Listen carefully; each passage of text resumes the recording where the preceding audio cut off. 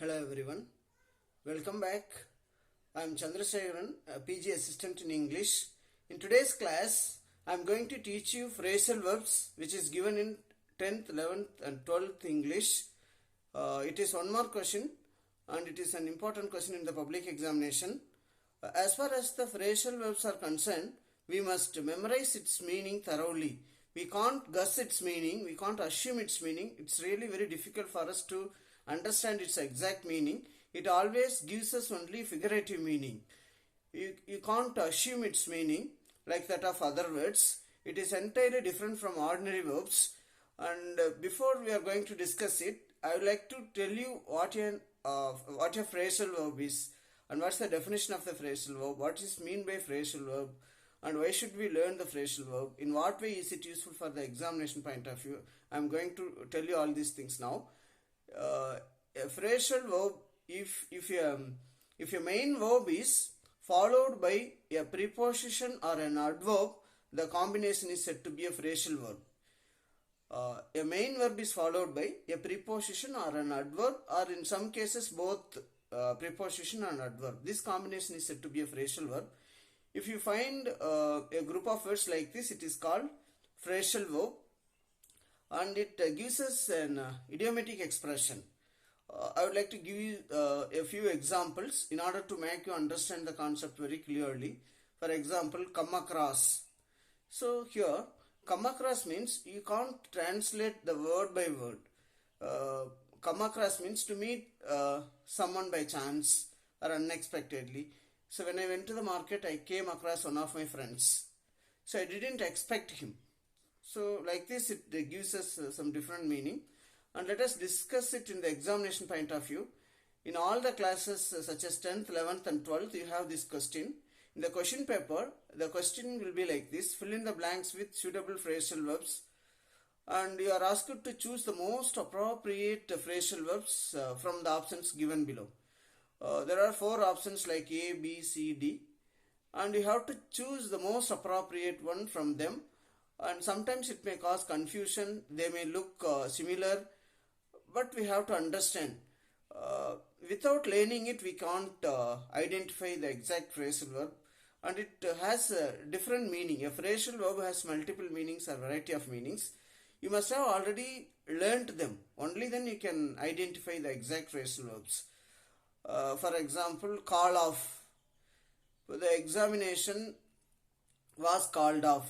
The match was called off due to heavy rain. Here, so called off means was cancelled. The examination was cancelled. The meeting was cancelled. That is call off. Take off. For example, the aeroplane took off at 7:30 a.m. So the headmaster gave away the prizes to the students. Here, gave away means distributed. Like this, we have to memorize a lot of phrasal verbs which are given in your textbook and in the guide with its Tamil meaning. Both in Tamil and English, you can have its meaning. Unless we learn it by heart, we can't answer correctly. Because that phrasal verb might always give us a little bit confusion for us to choose the most appropriate one. And let me give you some more examples for the phrasal verbs.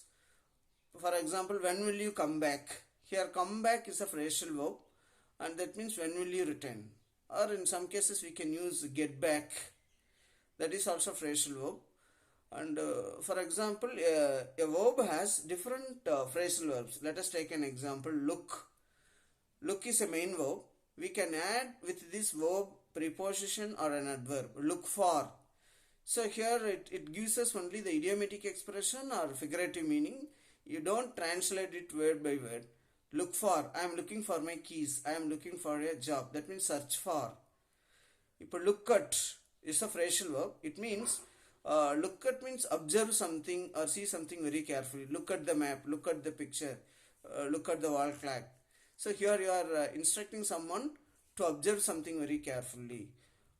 Look into, examine, look for, search for. Then not only look, with any verb we can use preposition or adverb. Laugh at, they laughed at me.